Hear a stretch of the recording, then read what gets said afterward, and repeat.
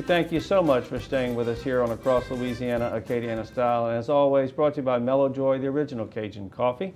Pleased to welcome back Lacey Shelton with Perret Cancer Services. How are you? I'm good. How are you? The years are too fast. I cannot believe we're at Camellia Crossing again. Again, I know. It seems to come faster and faster every year.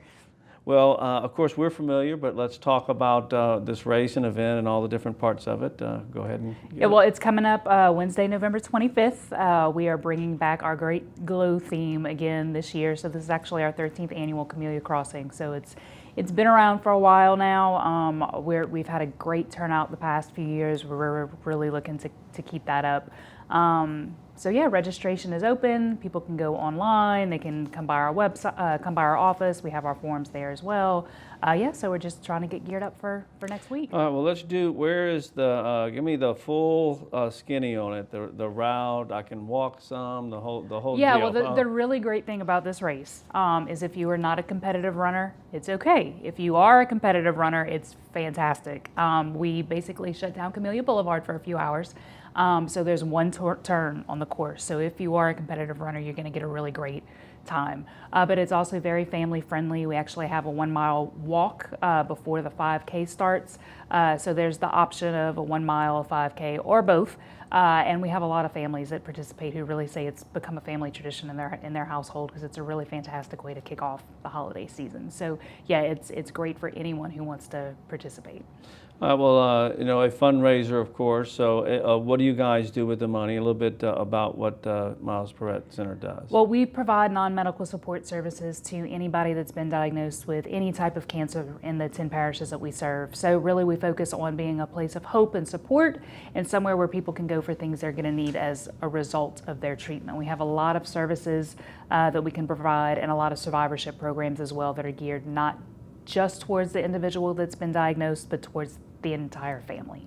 Yeah, go into a little detail on that because, you know, if you're fighting it, but if you've got a 10-year-old or a 6-year-old, they're going through a completely different Right. I mean, it's a family diagnosis. It's not just an individual diagnosis. Of course, the person is the one who's receiving the treatment and going through all of that, but the family, it takes a huge toll on the family as well. So we have a lot of things that we can help provide support to that entire family unit. You know, times have changed. When I was small and someone had a serious illness, the kids weren't told anything. Right. Everything's fine. Right. And then, you know, that can be a bad thing. And times have changed. Talk a little bit about that. Yeah, well, you know, one of the great things that we can offer is we have a resource library that has information on all types of cancers, treatments, those sorts of things that's open to anyone in the community. But one of the really great resources that's offered through that library is we have several books that help guide a conversation with children about what's happening, whether it's to them or a mom or a dad or a grandparent. That's one of the many, many things that we can offer because it's, you know, like you said, it's a family thing now. It's not just a person. People don't keep it secret anymore. So we want to be there to help in whatever way we can.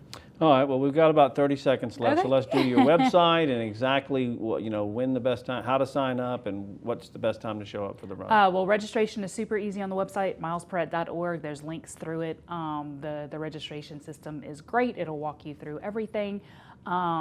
So yeah, that is the best way. Again, it's November 25th. We kick off at about 5:30 in Town Square at River Ranch. All right, cool. Good to see you, Lacey. Take care. Thank you for having me. All right, we are going to take a look at our sister company that connects us across the state to all our studios with their great service. It is Cox Business. Take a look.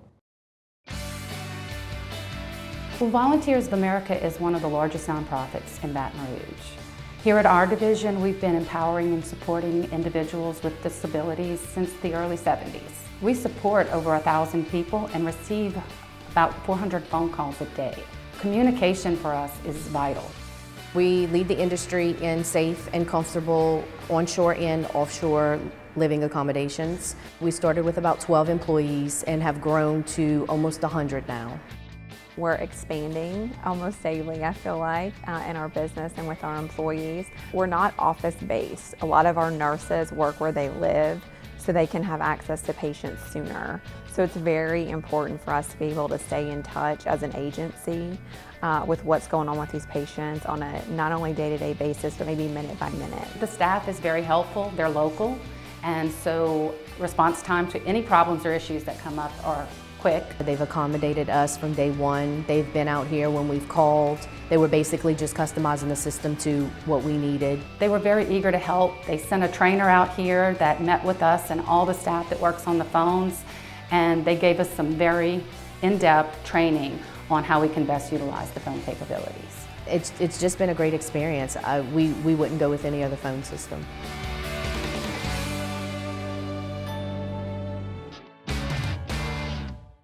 We're going to step away. When we come back, Reggie Flood is here to talk all about the Bayou Classic down in New Orleans. Stay with us on Across Louisiana.